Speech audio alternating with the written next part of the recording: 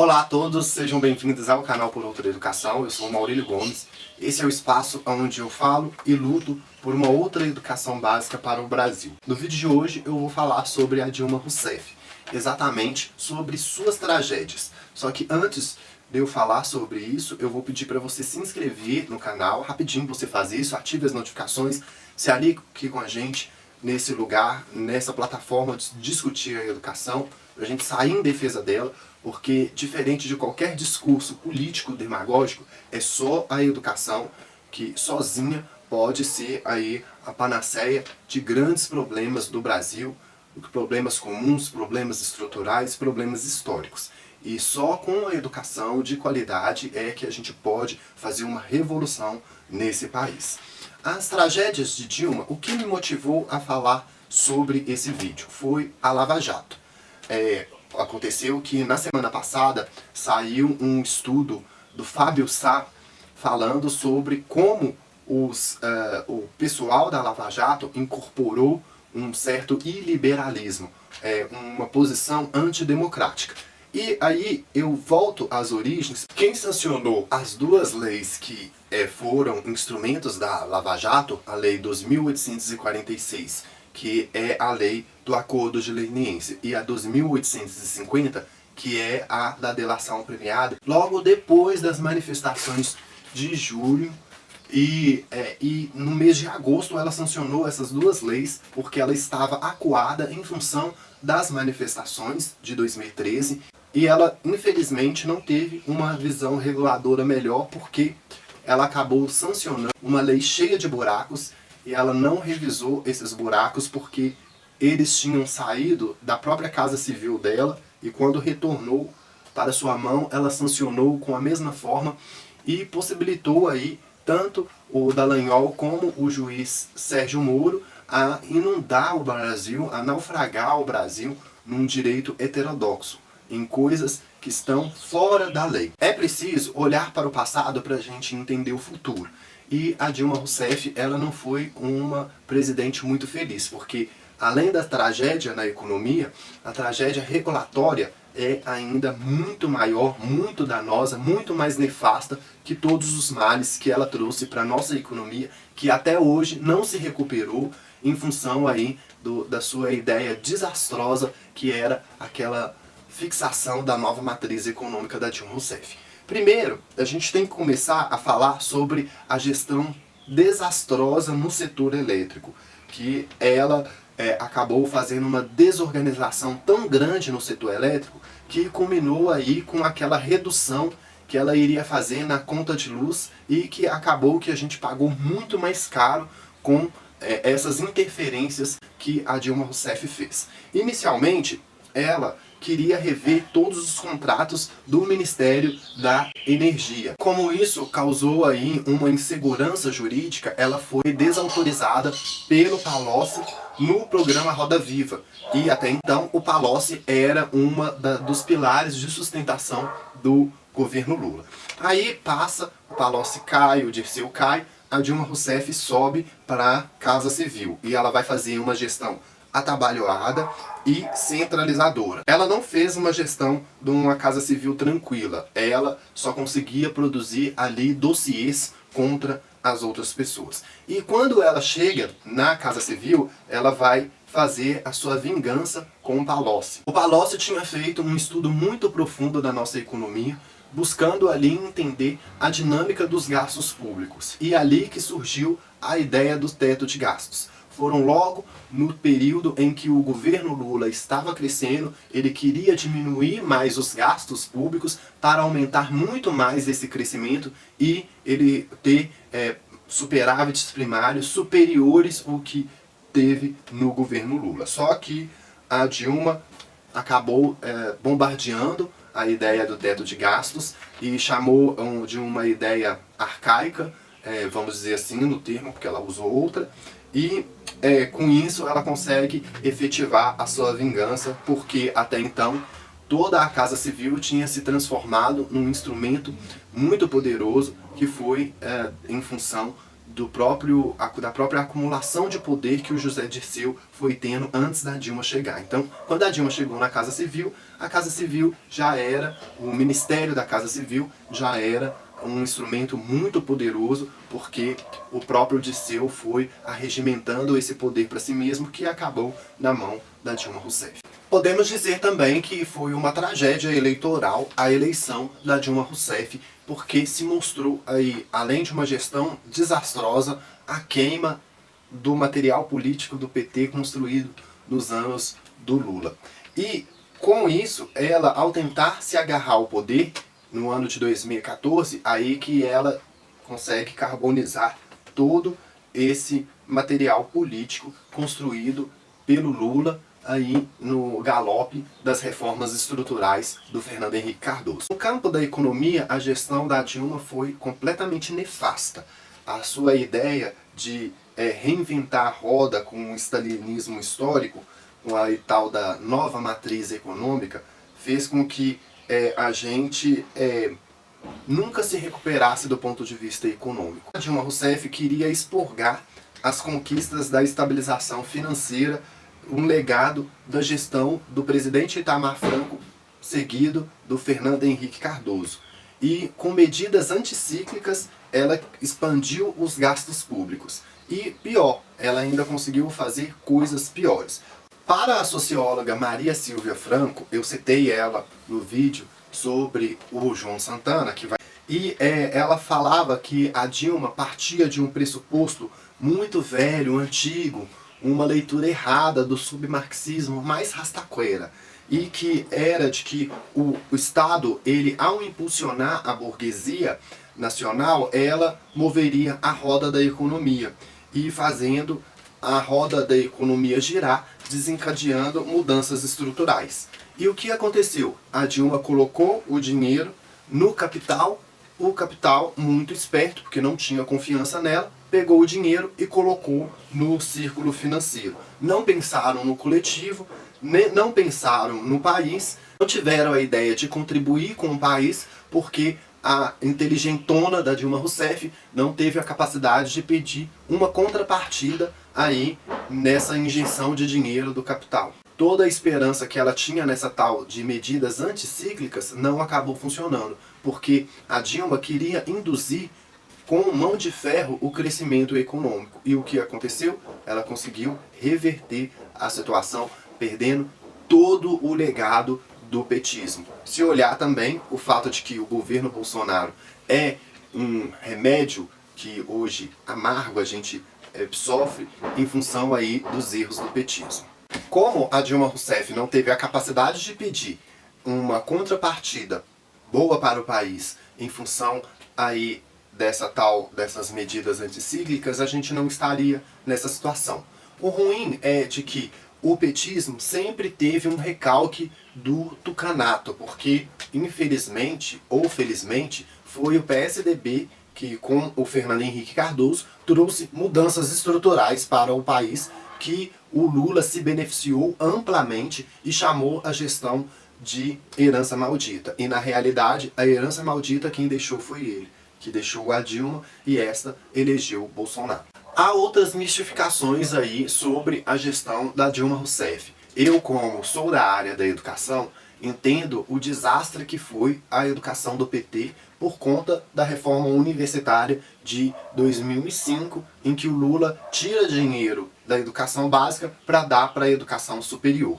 E a partir daí há um desmonte da educação básica. E quando chega a Dilma Rousseff, ela faz aquele populismo educacional. Um conjunto de ações de políticas públicas da educação que não deram nenhum retorno para a sociedade brasileira, não trouxe nenhum retorno para a nossa infraestrutura, para a nossa economia, enfim. Dilma transformou a educação brasileira numa plataforma eleitoral, que não trouxe nenhum benefício para o país. Muito pelo contrário, fez a gente perder, porque uma boa parte das políticas públicas da Dilma Rousseff no campo da educação era para tornar o setor privado da educação esse monstro que é hoje. As grandes perplexidades que a Dilma fez na educação se trata do programa Ciências Sem Fronteiras. Por quê? Porque ela não estruturou dentro da nossa indústria, do nosso serviço, do nosso comércio ou da área de tecnologia, uma cadeia que pudesse absorver todas as mentes que se tornaram brilhantes com, né, a capacitação fora do Brasil.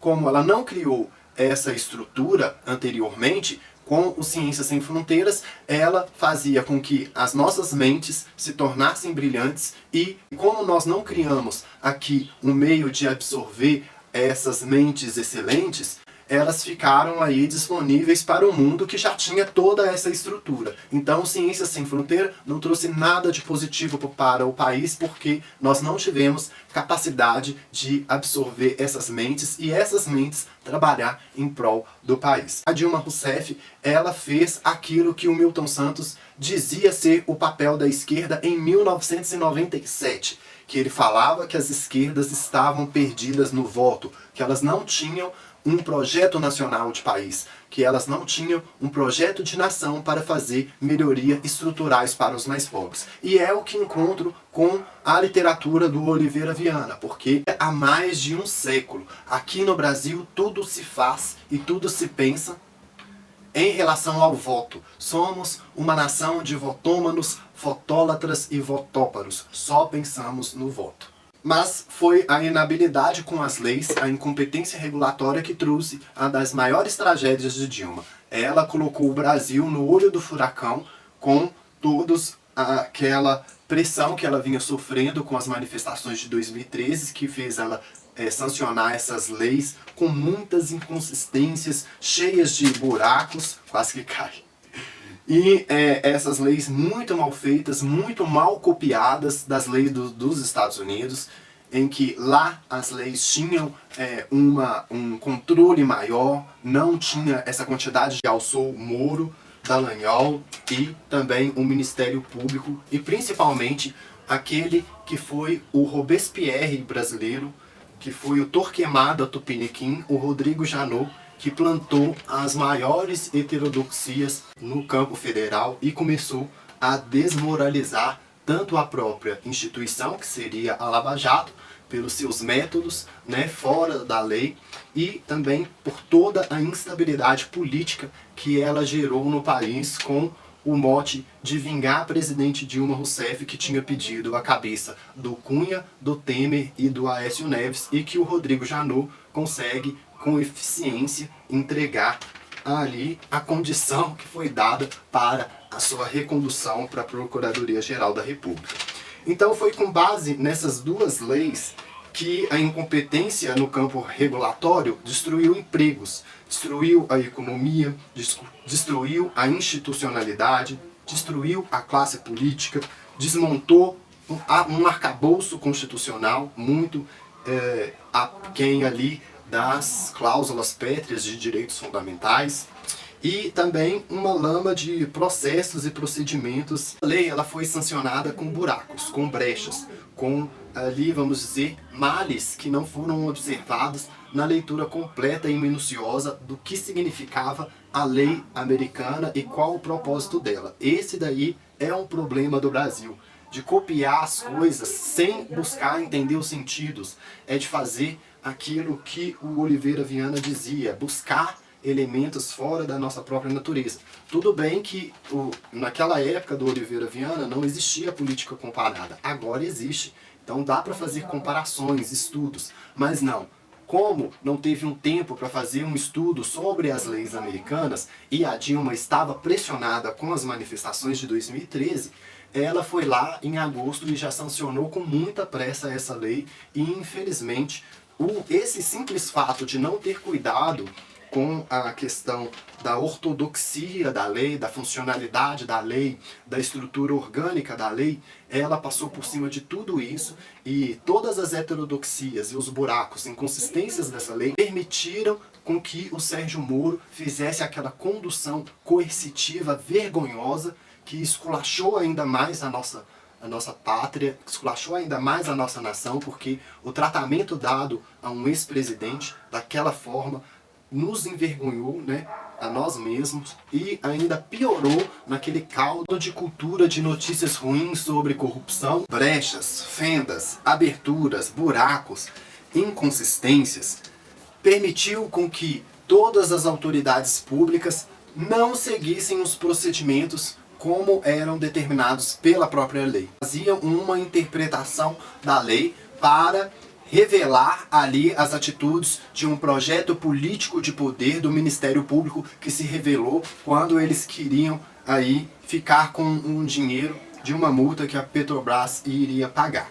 E também o que aconteceu foi que no lugar de combater a corrupção, eles se corromperam antes e o processo ficou completamente viciado. Porque a partir do momento que eles não cumpriram como autoridades públicas o que estava determinado pela lei, eles mesmos estavam corrompendo para combater a corrupção.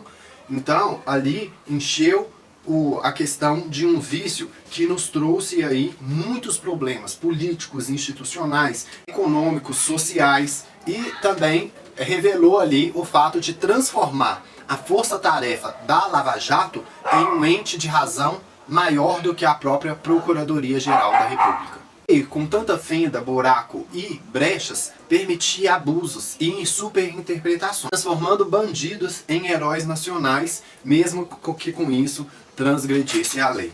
O Rodrigo Janot foi um desses, né? O primeiro a desmoralizar a operação na esfera federal.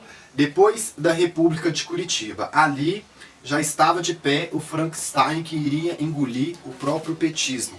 Porque ao longo da campanha de 2014, eles chamaram para si como se fossem o partido que mais tinha combatido a corrupção por ter criado marcos regulatórios que combatessem a corrupção. Não! O melhor símbolo de combate à corrupção que nós tivemos foi dentro do Supremo Tribunal Federal, com o brilhante trabalho do Joaquim Barbosa. O trabalho do ministro Joaquim Barbosa num mensalão foi o maior exemplo de combate à corrupção, que ele não precisou de transgredir a lei para fazer a lei funcionar, ele não se corrompeu para combater a corrupção, ele não atropelou o devido processo legal, ele não enfraqueceu o estamento burocrático, ele também não depredou o Estado democrático e de direito. O ministro Joaquim Barbosa fez um brilhantíssimo trabalho que foi ali o suficiente para até ele mesmo largar a magistratura, porque deu uma envergadura notável para o Joaquim Barbosa. E ali eles queriam transformar a Lava Jato como um exemplo de combate à corrupção. E na minha opinião não foi. Para mim um mensalão significou aí esse exemplo a ser seguido de um julgamento que respeitou o devido processo legal, que respeitou o direito ao contraditório, que fez tudo dentro da margem da lei. E a Lava Jato em lugar nenhum vai superar o trabalho do mensalão do Supremo Tribunal Federal. E aliás, que foi até mesmo o Supremo que interviu e fez com que a Lava Jato tivesse um certo sucesso. Mas ali aconteceu um paradoxo, porque a Dilma criou um Frankenstein, ele destruiu o PT, induziu o impeachment dela, ele contribuiu com um vazamento ilegal do Sérgio Moro, ele conduziu coercitivamente o Lula numa perseguição sem fim, e levando ele à prisão mesmo que sem provas objetivas. Que até os próprios embargos de declaração do Sérgio Moro, ele tinha declarado que o Lula não tinha sido penalizado pela questão do triplex do Guarujá. E ficou essa coisa aí sombria e vergonhosa para o mundo jurídico brasileiro. Se condenar um ex-presidente sem prova. Tudo isso por conta das heterodoxias, da pressa, do desespero da Dilma Rousseff em sancionar uma lei sem fazer a cópia dela, sem fazer um estudo preciso para que haja uma maior eficiência dessa lei. E para terminar, hoje a Lava Jato não existe mais porque o Bolsonaro fez um jeito de desmontar aí todo aquele ódio promovido pelo discurso da Lava Jato, que levou o Bolsonaro ao lugar onde ele está, que destruiu a política, né? E culminou aí com a eleição desse cara que busca ser um tirano no país. Teve aí a responsabilidade da Lava Jato, né? A Lava Jato tinha escolhido o Bolsonaro para ele ser o presidente da República. Se não fosse a Vaza Jato, nós não saberíamos o mal que foi as heterodoxias das operações, né, e do conjunto de ideário que eles estavam acumulando no projeto político deles de poder. Esse vídeo é importante para a gente entender a estrutura do que é a responsabilidade de se fazer uma lei com o estudo possível, com toda a cautela possível, porque não dá para se apressar. Se inscreva aí no canal. A gente segue aqui mais um vídeo aqui para a gente ajudar aí numa educação política em torno da realidade do Brasil, da política institucional, da ideia das estruturas formacionais do Brasil e não numa visão política partidária. É muito pelo contrário que eu busco seguir aqui. Seguir o caminho da institucionalidade, porque governos são provisórios, mas o Estado ele ainda permanece como um corpo político perene, duradouro, e a gente tem que observar esse lado, o lado da institucionalidade, o lado das estruturas formacionais do Brasil e de tudo aquilo que rege a vida da gente estruturalmente. Então, obrigado por assistir até aqui. Se inscreva aí no canal, dá um joinha porque ajuda a gente no nosso ideal